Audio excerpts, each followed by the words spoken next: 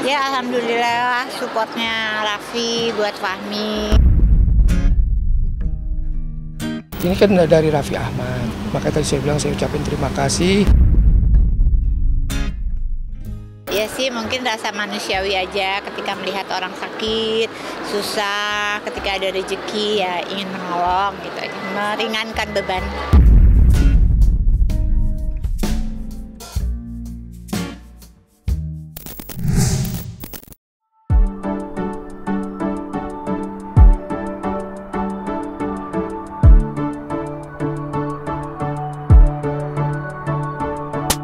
Artis sekaligus pengusaha Raffi Ahmad kembali menunjukkan kebaikan hatinya. Kali ini suami Nagita Slavina itu rela bolak-balik untuk menjenguk langsung pelawak senior Fahmi BO di kediamannya yang sudah beberapa tahun ini hidup dalam kesusahan lantaran sakit stroke dan diabetes yang dideritanya. Di tengah kesibukannya, Raffi masih sempat menjenguk teman lamanya. Tidak hanya menjenguk, Rasi yang tak sampai tega hati melihat kondisi Fahmi BO tanpa basa-basi menawarkan bantuan pengobatan di rumah sakit secara gratis. Dengan kata lain, seluruh biaya ditanggung oleh dirinya. Sontak saja pertolongan Raffi Ahmad membuat Fahmi BO begitu terharu. Mendengar kebaikan Raffi Ahmad, Mami Ami sebagai ibu mengaku senang dengan kemurahan hati putra sulungnya itu. Lalu apa kata Mami Ami atas kebaikan Raffi Ahmad yang suka menolong rekan-rekannya?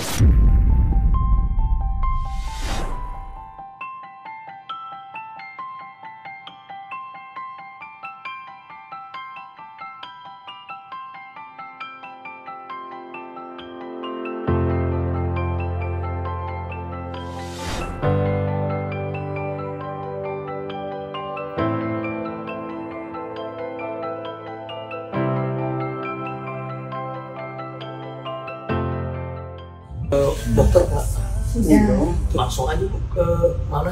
Cari rumah sakit yang bagus, nanti biar sehat, nanti cari kerja dibantu. Yang penting sehat dulu, kalau belum Kalau belum sehat nggak bisa ngapa-ngapain. Iya makanya udah nggak apa-apa, nanti nggak usah mikirin ini itu. Ntar saya bantuin aja semuanya, yang penting semangat dulu ya, harus dari hati ya. kita mau jenguk ke orang sakit dulu biar cepat sembuh, kasih semangat. Kayak gitu kita mau latihan paddle sama Torik Haris Riza, terus sama di infus biar segar, biar detox dan segala kondisi. Ini pas lari kemarin. Waduh, Dulu guys, karena mau main paddle. Besok juga ada acara ini, Indonesia Creator Night. Kadang kita harus pintar mengatur waktu, keseimbangan antara kerjaan, kemanusiaan, dunia entertain juga, karena aku sudah tahun itu 25 tahun guys. Nggak kerasa ya, udah tua juga gue ya. Mulai dari tahun 2000, pertama kali foto, biar 75.000, 50.000, berapa ya? Mana? Oke. Kemarin ini Pak Dokter, Iya. Malam udah lihat. Terakhir udah dicek kemarin. Alhamdulillah semua jantungnya masih oke ya. Ya, mau diambil program. Dicek dulu, rapiin. Jadi semangatnya bagus. Mana mas terus?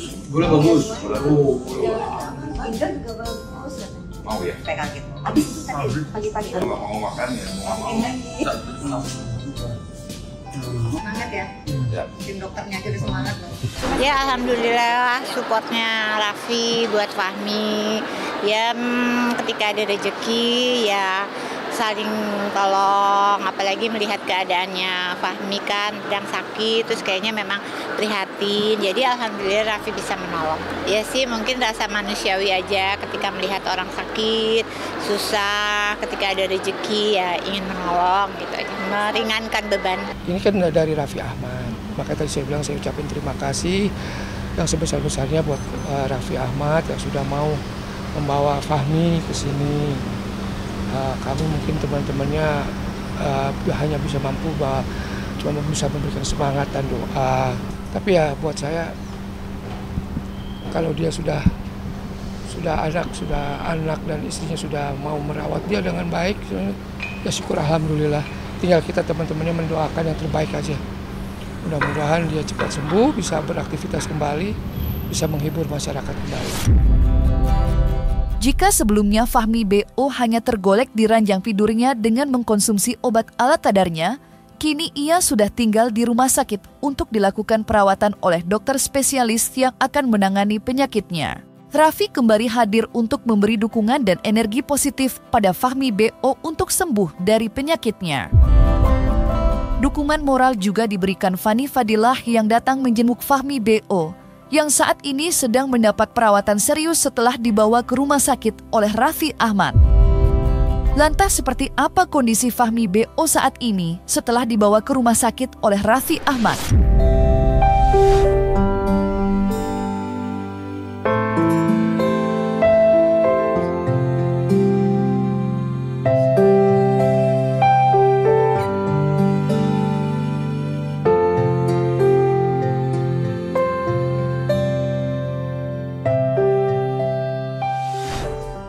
Oke, mari ini Pak Dokter ini Pak Dokter. Iya. Kalau langsung dicek mana ya. Terus semua jantungnya masih oke ya.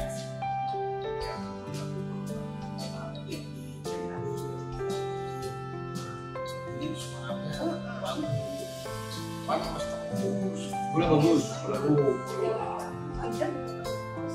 Mau ya? Pegangin. Habis pagi-pagi. Kalau mau makan ya. Semangat ya. Jadi dokternya jadi semangat.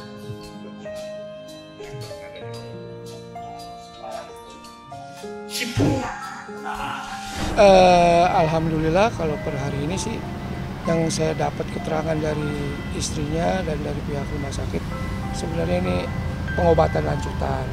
Jadi kalau untuk jantungnya sendiri, kemudian juga diabetesnya itu sudah lebih jauh lebih baik, lebih bagus. Cuman memang lagi diobservasi ada sesuatu yang diidap, ya ada penyakit lain yang diidap gitu loh. Nah ini karena ini baru 1 hari jadi belum terdeteksi, lagi masih diobservasi. Ya alhamdulillah untuk Fahminya sendiri masih bisa diajak ngobrol apa. Ya cuman memang sepertinya memang dia butuh semangat dari teman-temannya. Cuma yang saya lihat tadi cuman infus saja. Baru ya makanya tadi saya bilang kan ini baru diobservasi lagi apa sih penyakit yang lainnya gitu loh, gejala yang lain. Kan kalau tadi dari keterangan istrinya, dokter udah mengatakan bahwa jantungnya sudah membaik, kemudian gulanya, diabetesnya juga sudah jauh membaik. Ya alhamdulillah jadi ini seperti pengobatan lanjutan lah supaya dia lebih sehat lagi. Ya tentunya harapan saya dia udah bisa lebih baik, bisa lebih seger, bisa ya mungkin sembuh 100% mungkin nggak hanya ya bisa ini lagi aja, bisa ceria. Kan yang selama ini kalau saya telepon itu selalu kayak muram gitu, kayak ada sesuatu yang dia pendam. Tapi syukur alhamdulillah anak dan istrinya sekarang saya sangat bersyukur mau merawatnya gitu. Jangan ini, saya bilang jangan sedih-sedih, jangan dibawa jangan dibawa susah lah. Ya udah, hadapi aja bahwa ini memang suatu musibah, sakit, ya harus kita hadapi. Ya kalau dibantu aku terima. Aku terima. Aku orang yang selalu bersyukur. Mau dibantu berapapun aku bersyukur. Tapi aku nggak bisa nyebutin namanya ya. Aku bersyukur.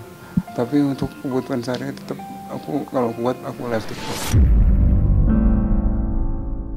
Apa yang dialami Fahmi BO memang begitu menyayat hati. Di tengah keterbatasan dan sakit yang dideritanya, artis berperawakan tinggi itu pernah menjalani hari-harinya seorang diri tanpa ditemani anak dan istrinya. Tinggal di kontrakan berukuran kecil, Fahmi mencoba berdamai dengan keadaan pahit yang dialaminya. Meski menjalani hidup sendiri, Fahmi enggan berdiam diri dengan menjual kesedihannya. Ia tetap berjuang dengan segala keterbatasannya untuk memenuhi hidupnya. Dan seperti inilah curahan hati Fahmi Boy yang berjuang seorang diri di tengah kondisinya yang serba kekurangan. Udah 1 tahun yang lalu, aku nggak bisa turun ke bawah, nggak bisa keluar. Nah, kan aku udah 2 tahun kayak gini. Nah, 2 tahun kemarin, setahun itu aku masih bisa syuting podcast. Walaupun aku pakai tongkat, pelan-pelan. Pakai tongkat pun juga sering jatuh gitu. Pakai tongkat pun jatuh misalkan lagi nunggu Grab gitu kan, lagi nunggu mobil jatuh, dibantu sama teman-teman. Nah karena udah keseringan itu, setahun lalu itu aku udah nggak berani turun. Udah naik, aku nggak berani turun lagi, apalagi sendiri, nggak berani.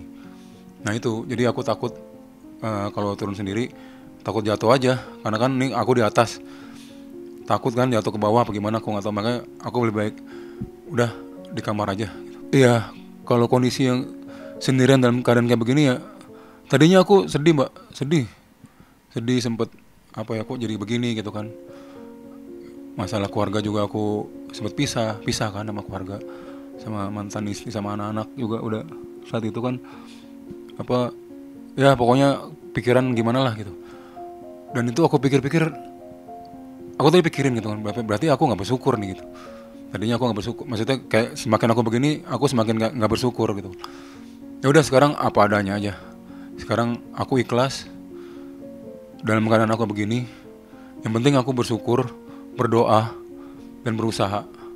Apapun usaha itu, yang penting aku bisa hidup, bisa bayar kosan, bisa bayar listrik, bisa bayar baju, laundry, bisa beli makan tiap hari. Itu aja sekarang saya gitu. Mau besar mau kecil udah nggak aku pikirin. Dapatnya besar kecil aku udah nggak aku pikirin. Yang penting dapat berapapun aku selalu bersyukur. Hari ini dapat segini, ya udah syukuri. Nggak dapat ya udah usaha lagi gitu. Nah itu ya mungkin ini jalan Allah ya, jalan Allah yang benar-benar Allah tunjukkan. Aku nggak tahu kalau nggak ada TikTok, aku gimana cari cara kerjanya gitu, cara menghasilkan, cara hidupnya lah, cara buat hidupnya aku nggak tahu. Mungkin ini jalan Allah, dan aku juga nggak tahu TikTok itu seperti apa. Aku nggak suka main sosmed, aku orang biasa aja, orang gaptek.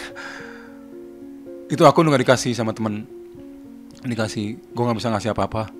Jadi gue kasih akun, ganti nama lo sama nama gue sama lo, sini email segala macam ditukar. Nah akhirnya itu nggak aku mainin. Udah dikasih nggak aku mainin. Sampai temen gue nelpon, gue nggak pernah lihat lo live di TikTok, belum gue mainin bang. Ih coba gimana caranya gitu kan. Udah ini pencet ini, terus geser kan ada bacaan live, pencet aja. Oh gitu ya. Nah pas di situ mbak, aku langsung, wah kok menghasilkan uang gitu kan saat itu kan. Ya Allah ini benar dapat segini, aku bilang gitu kan. Aku sementara dapat 30.000, 50.000 susah gitu kan. Terus ini dapat ratusan ribu. Saat itu pada saat aku, oh ya Allah inilah. Ya udah di situ aku tekunin live TikTok dengan cara apapun. Yang penting aku nggak minta gift. Aku cuman bacain komen. Kadang aku nyanyi nih, alat-alat nyanyi aku nih. Aku kadang nyanyi, kadang cuman bacain komen doang. Tapi kalau aku dikasih gift, ya aku alhamdulillah bersyukur.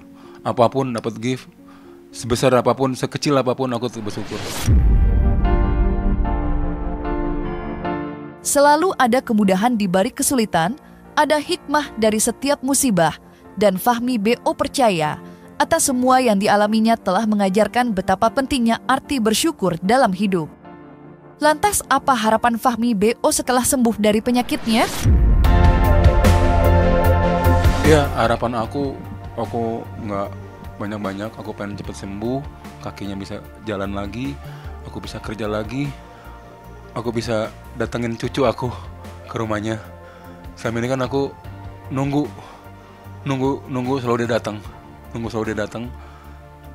Ya kalau aku bisa jalan nggak mungkin aku diem, pasti aku samperin gitu, biar bisa kumpul lagi sama anak-anak. Ya pokoknya aku bisa samperin lah gitu, aku bisa datengin. Itulah doa aku yang aku pengen, yang aku harapkan. Ya kalau sembuh, amin ya Allah, amin ya Allah.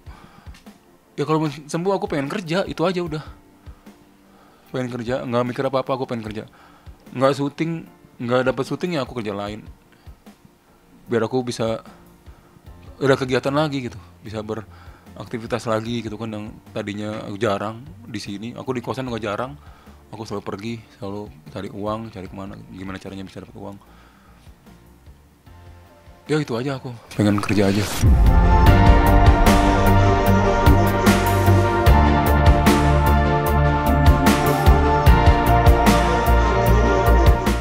Nah, selesai sudah, Cumi Lovers. Jangan lupa untuk like, subscribe, dan juga share channel YouTube Cumi Cumi.